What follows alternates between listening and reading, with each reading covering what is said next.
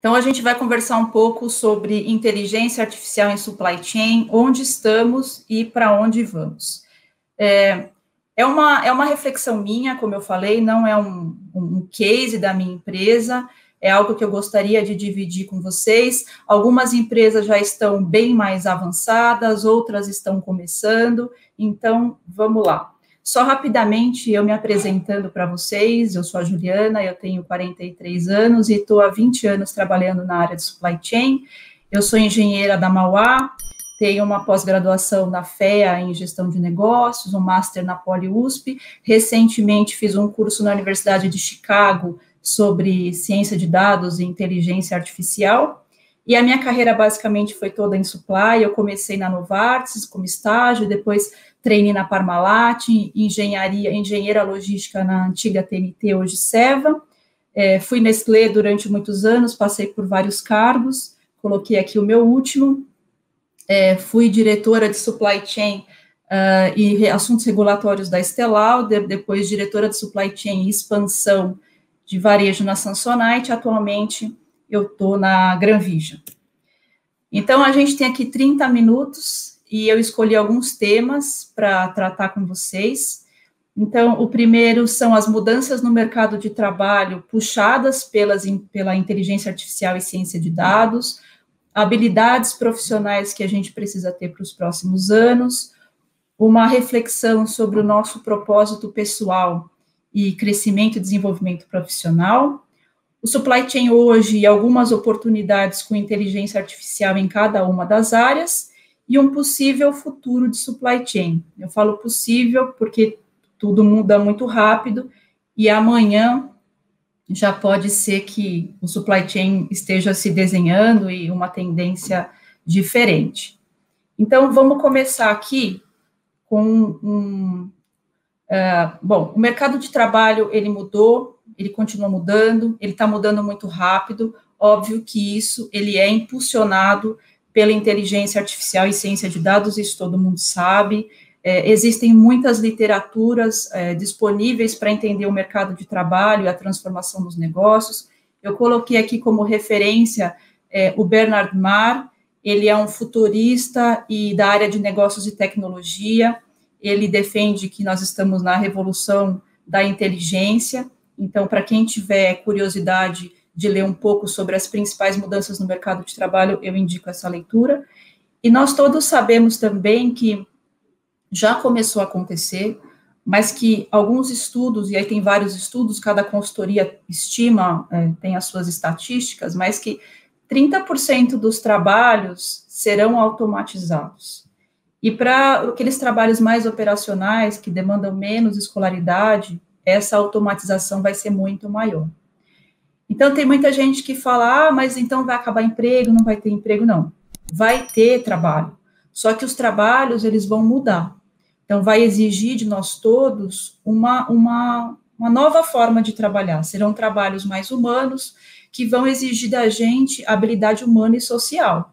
Então, empatia, escuta, criatividade, comunicação, colaboração, nós vamos ter que nos adaptar, né? A gente vai ter que mudar. A gente vê claramente isso quando a gente vê as marcas que são mais valorizadas hoje.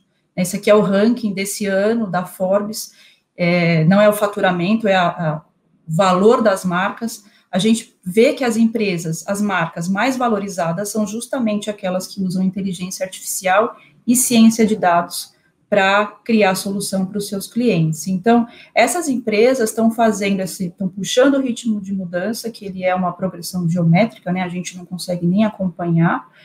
Só um parênteses, hoje de manhã, no café da manhã, eu fiquei sabendo, no final do ano, que as minhas 2 meninas adolescentes descobriram um site onde você digita a pergunta da prova e rapidamente um algoritmo de machine learning já dá a resposta, inclusive para a sala inteira, cada uma com um texto diferente.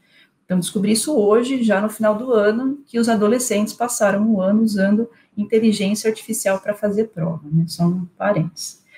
Bom, continuando. Então, com isso, voltando ao mercado de trabalho, a gente percebe, a gente vê que está havendo uma mudança, né, no trabalho. Algumas profissões estão surgindo. Uma delas é o trabalho do cientista de dados. cada vez mais valorizado e mais demandado. Se vocês colocarem um search de cientista de dados nos Estados Unidos, eu fiz por lá, aqui no Brasil está começando, mas a quantidade de cargos que surge, e principalmente o valor, né, a remuneração que se tem, é muito alta. Né? Então, o que é o cientista de dados? O cientista de dados, ele é uma junção de várias profissões que já existem. Então, ele entende de matemática, ele entende de estatística, ele entende de negócio, ele se comunica bem, ele entende de ciência da computação.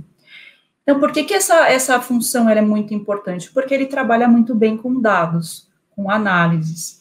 E é aquela pessoa que ele entende qual é o problema, aí como ele tem o domínio do negócio, ele consegue saber como resolver esse problema, ele entende de matemática e estatística, como pode melhorar, ele programa, porque ele entende de ciência da computação, como apresentar uma solução, ele é um bom líder e tem uma boa comunicação. Então, esse é um trabalho que vem surgindo.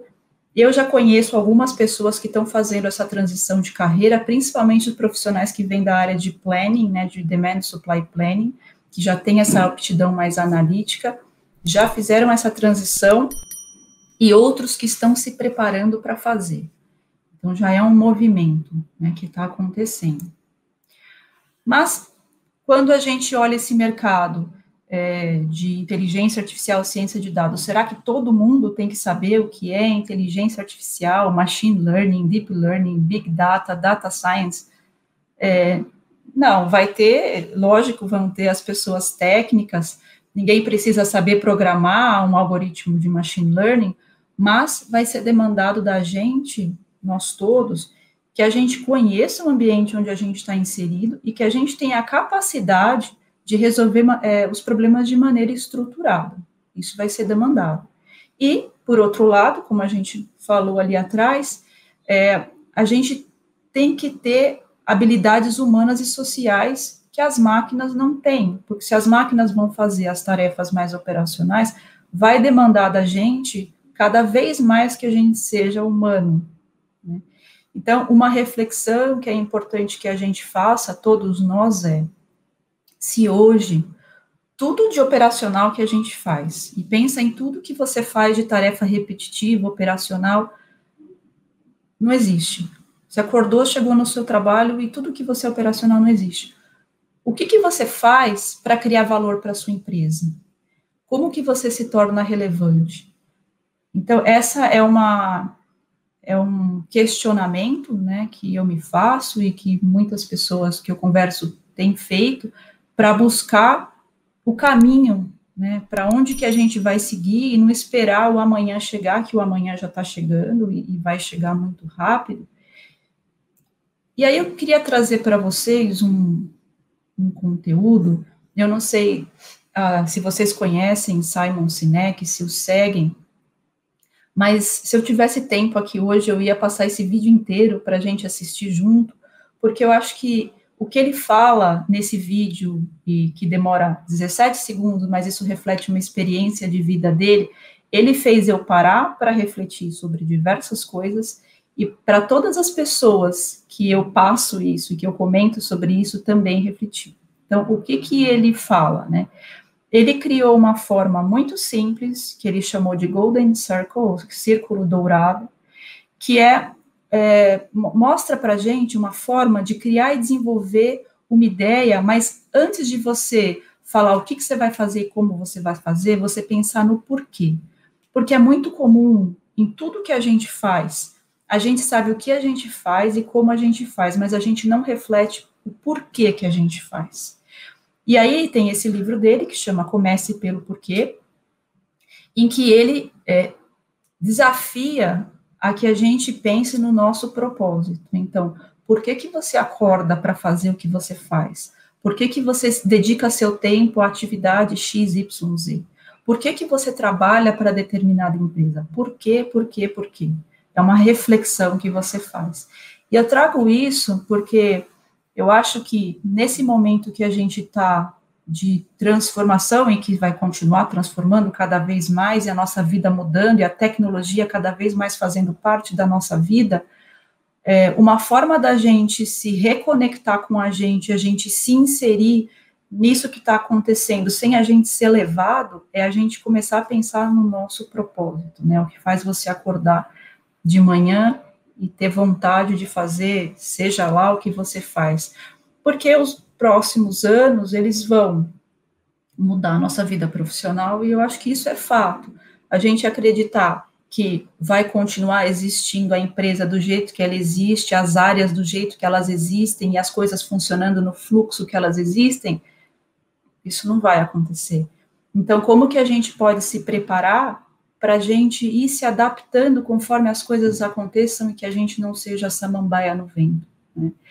Então, eu indico fortemente que vocês assistam, não precisa ler o livro, talvez, mas que se vocês lerem isso e refletirem, e caso vocês já tenham feito isso e já estejam nesse propósito de vocês, eu acho que isso é muito bom. E agora, entrando um pouco em supply chain, né? Muitas empresas já estão caminhando muito na indústria 4.0, tão falada, né?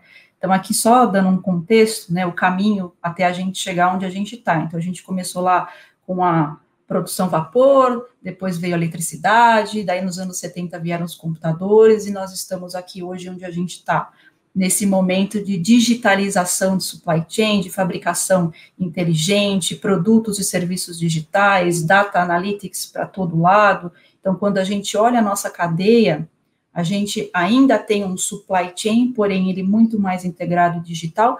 Lógico, não todas as empresas no nível máximo que poderíamos estar hoje, a gente vai falar aqui um pouco sobre as oportunidades, mas esse é o momento que a gente está, né, de digitalização, e eu peguei essa fonte da Price, que eu compartilho dessa opinião. A gente caminha para ir para a próxima década para os ecossistemas digitais, né, onde as redes, não mais a cadeia de supply chain, mas a rede, ela passa a ser integrada entre outros setores. Hoje, as cadeias de supply chain, elas são individuais, né, ou da empresa, ou daquele setor, mas o que se caminha para acontecer, e tem bastante literatura muito legal, principalmente os seminários internacionais, onde as cadeias dos setores passam a ser interligadas, os processos e as interfaces virtuais. Então, isso é onde a gente deve chegar. Porém, hoje ainda, para a gente chegar na próxima década, ainda tem muito espaço para atuar. Eu vi aqui, eu não assisti as palestras dos colegas ainda, mas eu li aqui os assuntos, vi aqui os patrocinadores com bastante tecnologia. A gente ainda tem bastante recurso, mas ainda avançou muito pouco. E a gente já vai falar disso também. Então, existem pesquisas, né, isso é medido, em que o supply chain e manufacturing, é a segunda área com maior potencial de redução de custos com aplicação de tecnologia de inteligência artificial. Então, a gente vê essa bolinha azul aqui, onde fala 3,6 a 5,6 trilhões de dólares é o potencial de economia. E a economia que se vai fazer, se uma empresa não fizer, a concorrente dela vai fazer, alguém vai fazer. Então, o supply chain, nos próximos anos, é uma área vital para a sobrevivência da empresa, tanto financeira, como atendimento ao cliente, né? O cliente é cada vez mais digital, as empresas têm que ser digital, a empresa que não for, ela vai morrer, ou ela vai ficar muito pequena. Então, além de tudo, é vantagem competitiva, né? E aonde que estão essas oportunidades ainda? Então, quando a gente olha, vocês veem aqui, é uma matriz, onde fala machine learning, né, máquina, aprendizado supervisionado, não supervisionado, deep learning, e inteligência artificial em 5 caixinhas de supply. Então, quando a gente fala de planejamento, já existem algoritmos que automatizam o ciclo de S&OP.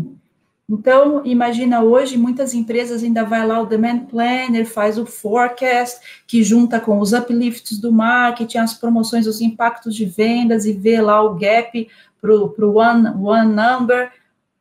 Ainda tem muitas empresas, tem empresas que estão implementando o ciclo de S&OP agora. E, em paralelo, já existem algoritmos que simplesmente automatizam todo o ciclo. Lógico, tem que fazer uma limpeza de dados, mas já existe isso, muito mais rápido. E aí, quem é de planejamento sabe, né, o quanto que isso melhora a disponibilidade de produto, nível de serviço, isso aumenta vendas, reduz estoque, reduz custo, otimiza a ocupação de fábrica, centro de distribuição, disponibiliza informação para a equipe de compras, para selecionar melhor os fornecedores, e tudo isso tem um alto impacto ambiental, que é um outro tema que eu não sei se tem algum colega trazendo aqui nesses dias, que também é um ponto extremamente relevante hoje, que faz as marcas hoje serem mais valorizadas ou não, é o impacto ambiental. Então, planejamento ainda tem muito para evoluir, para se automatizar e para economizar, acho que muito daquilo que foi levantado aqui no slide anterior, sobre potenciais de redução de custo. Na área de logística e distribuição, também existem diversas oportunidades a ser exploradas. Eu coloquei aqui uma notícia que eu vi no LinkedIn semana passada, da Kimberly Clark, em Moscou, na Rússia, acho que é um dos maiores centros de distribuição deles, eles já estão fazendo inventário por drone. Então, quando você tem inventário por drone, você tem entrega por drone, né, também já está sendo feita, integração online de ponto de venda para disparo tanto de entrega como de abastecimento, as rotas, isso já está, acho que uma das coisas que mais já se usa hoje, né, otimização de rota para acompanhamento de entrega, a pessoa acompanha online no seu telefone, armazéns robotizados, cada vez mais na Europa principalmente, enfim, então aqui em logística ainda tem bastante espaço também.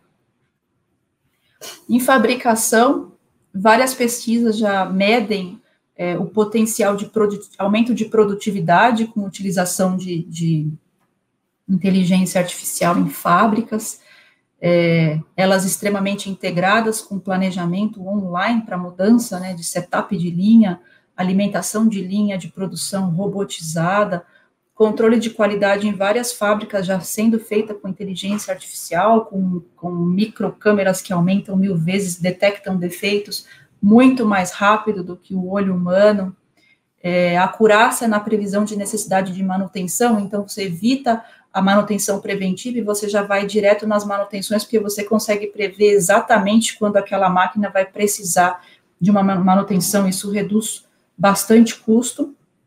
E quando você otimiza a sua fabricação, você também reduz o impacto ambiental, otimizando os seus processos e as suas perdas. Bom, em Customer Service, acho que é algo que nós também já estamos vendo isso, né? Então, a gente já vê o processamento de linguagem natural em várias aplicações. Temos a Siri aqui no nosso celular, a Alexa, que já começa a fazer parte dos lares, os chatbots com atendimento imediato, tirando burocracia, é muito mais barato, né? Algoritmos que personalizam o atendimento, então, pela voz do cliente, a máquina já consegue detectar se a pessoa está com raiva, está normal, e já consegue direcionar para o atendente que vai atender a pessoa que está com aquele humor, isso já existe. Em compras, pouco antes aqui de eu falar, já subiu aqui um anúncio falando sobre as possibilidades de compras. Então, na gestão de compras, também já tem aí, softwares e cada vez mais inteligentes que integram todos os processos de compras, automatizam todas as etapas, identificam risco de fraude, que já é muito usado nos bancos, né? Os bancos utilizam já isso há muito tempo, já está sendo usado em compras também, e vocês conseguem medir em tempo real o nível de atendimento, os indicadores daquele fornecedor. Porém, a gente vê que tudo isso está disponível, algumas empresas já aplicaram uma ou outra solução, algumas ainda não começaram com nenhuma, algumas estão em processo mas isso ainda se move muito lentamente, né? E isso é muito importante para a sobrevivência e competitividade das empresas nos próximos anos. Existe uma pesquisa interessante que foi feita pela NVP, está disponível na internet, está aberta, tá, essa pesquisa. Foi feita com vários setores, com o board das empresas, para entender o nível de maturidade das empresas na aplicação dessas tecnologias e quais eram os fatores que impediam que esse avanço fosse mais rápido. Então, aqui eu estou listando 5. Por exemplo, existe ainda um desafio cultural em transformar a organização para uma organização data-driven. É uma coisa lenta. Existe também, por parte da direção das empresas, uma dificuldade muito grande em traduzir a estratégia dela do negócio para o digital, porque enquanto não fizer isso, não consegue também selecionar qual que é a melhor tecnologia e qual é a melhor aplicação. Um ponto bastante crítico no Brasil, na minha opinião, ainda é a falta de profissionais qualificados. Pouca gente ainda sabe exatamente o que é e o que cada setor ou cada negócio pode incorporar de tecnologia e saber operar essa tecnologia.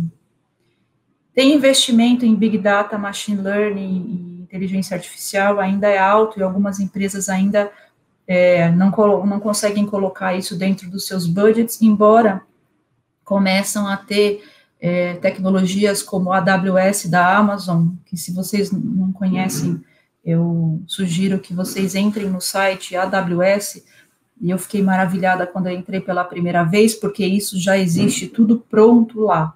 Então, dependendo do tamanho da sua empresa, você não precisa desenvolver tudo isso. Isso já existe pronto para você comprar e pagar por tempo de uso, ou, enfim, existem outras maneiras de remuneração desse serviço. E algumas empresas também têm dificuldade em integrar essas tecnologias com o ERP atual. Existem muitas outras, tá? Eu trouxe algumas que eu achei que são as mais críticas. Então, eu não sei, cada empresa de vocês, ela está num nível disso, como eu falei, algumas eu sei que já estão bem avançadas, outras estão começando, outras ainda não começaram. Mas seria interessante cada um refletir se a sua empresa tem dificuldade, por que ela tem dificuldade, por onde você acha que ela vai começar, e você se preparar para a hora que a sua empresa for avançar. Em linhas gerais, o que a gente observa e o que tende a acontecer é que a gente migre de supply chain, que é a cadeia de abastecimento, né, onde existe um fluxo que, de certa forma, ele é linear, hoje mais não tanto, mas ele é linear, para um supply network, que é uma rede de abastecimento, não mais a cadeia, mas a rede, onde a gente integra tudo, a gente integra cada uma das áreas, e principalmente a gente integra setores. Uma hora, e isso já começou a acontecer quando a gente vê as aquisições que estão acontecendo de setores diferentes. A hora que isso tudo se integrar, que vai ser uma coisa só, nós todos aqui não vamos mais ser profissionais de supply chain, nós vamos ser, nós já somos, né? Profissionais de supply network. É para lá que, teoricamente, nós estamos migrando, e é para isso que a gente precisa se preparar, precisa estudar, precisa participar aqui dos cursos do Embrasc, da Live, para a gente estar pronto para esse momento que é amanhã já. Então, aqui como conclusões e como reflexões, a inteligência artificial é a tecnologia mais transformadora que já existiu e vai mudar muito a nossa vida nos próximos anos. Cada um de nós precisa refletir como quer participar do mercado de trabalho que surge, como vai contribuir e o que vai fazer. E para isso, eu acho que é importante cada um fazer uma reflexão do seu propósito para traçar suas metas. E por isso que eu trouxe aqui o Simon Sinek, que eu acho que, de repente, pode dar um estalo para que cada um consiga pensar nisso. Também existe ainda muita oportunidade em supply chain para essa digitalização de processos com o uso dessas tecnologias, e isso vai fazer com que a empresa e o setor, ele seja competitivo e o cliente enxergue valor nisso. Na minha opinião, o termo supply chain vai se tornar obsoleta, e daqui a pouco a gente já vai ver empresas, como já acontece nos Estados Unidos, que não tem mais supply chain, mas tem supply network, isso vai acontecer. E uma coisa também bastante importante, o conhecimento está disponível para todos, gratuitamente. Eu sei que até aqui no nosso curso, na nossa maratona, tem palestras que são gratuitas, e na internet tem muito conteúdo, muito material, tem muito livro que pode ser baixado gratuitamente, tem muito seminário, tem muita informação. Então, que a gente não espere o amanhã, que a gente comece a se preparar desde agora, porque a inteligência artificial chegou e só vai avançar e se aperfeiçoar e fazer parte da nossa vida. Bom, eu falei rápido porque eu só tinha meia hora e eu não consigo ver relógio, porque eu estou com a tela, a única coisa que eu vejo sou eu mesma. Então, eu só agradeço por vocês ouvirem as minhas reflexões. Foi um prazer poder falar um pouco aqui para vocês. Deixa eu só parar a partida aqui.